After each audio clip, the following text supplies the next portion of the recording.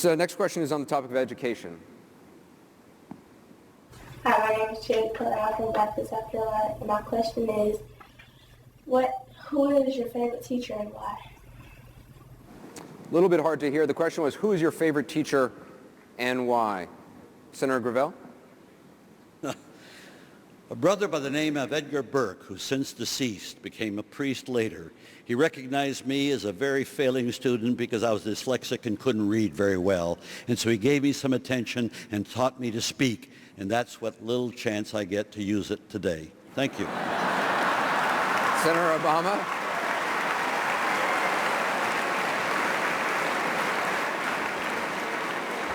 You know, I had a teacher in 5th grade named Mrs. Hefty, and I was just coming from overseas, coming back to the United States, felt a little bit out of place, and she had actually lived in Kenya and worked there and taught there, and was able to give me some sense that even though I had experiences outside this country, those were actually valuable and important, and that's the power of a good teacher, is making every single child feel special, and we need more teachers like that in front of every single classroom. Senator Biden? The principal of my high school, his name was Justin E. Dinney. He was a priest, and he taught me that the single most serious sin humanity can commit, use of power, and the second most serious sin, standing by and watching it be used. He was the brightest guy. Senator Edwards? Ms. Burns, who is a high school English teacher who made me believe that somebody can come from a little town in North Carolina where their daddy worked in the mill and do just about anything if they really believe in themselves. All right, with the next question, you're going to have to pay attention to both to the words, to the music, and to what's written on the screen.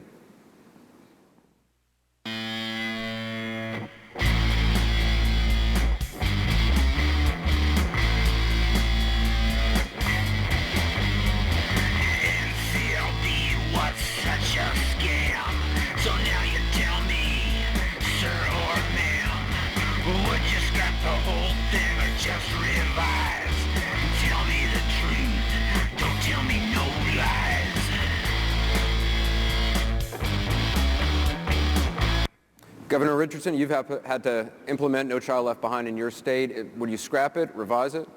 I would scrap it. It doesn't work. It is a law. It is not just an unfunded mandate, but the one-size-fits-all doesn't work. It doesn't emphasize teacher training. It doesn't emphasize disabled kids. It doesn't English learning kids don't get help. The worst thing it does is it takes districts and schools that are not doing well, takes their funds away, penalizes them. If a school is not doing well, we help that school.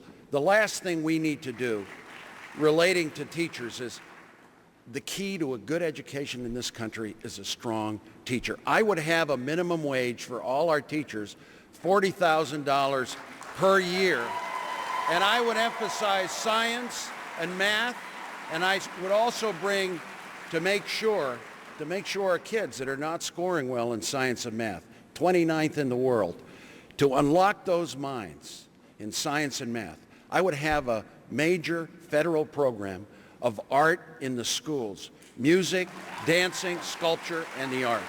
Senator Biden, everyone on this stage who was in Congress in 2001 voted for No Child Left Behind. Would you scrap it or revise it? It was a mistake. I remember talking with Paul Wellstone at the time, and quite frankly, the reason I voted for it against my better instinct is I have great faith in Ted Kennedy, who is so devoted to education.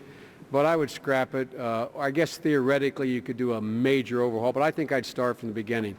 You need better teachers, you need smaller classrooms, you need to start kids earlier. It's all basic. My wife's been teaching for 30 years. She has her doctorate in education.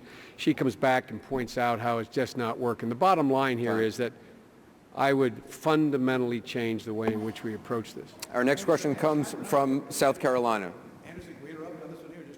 Hey, I'm Mike Green from Lexington, South Carolina, and I was wanting to ask all the nominees whether they would send their kids to public school or private school.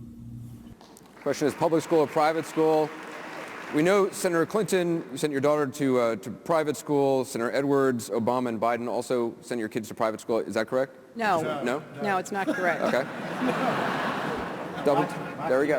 I've had 4 children, and all of them have gone to public school. I've got 2 kids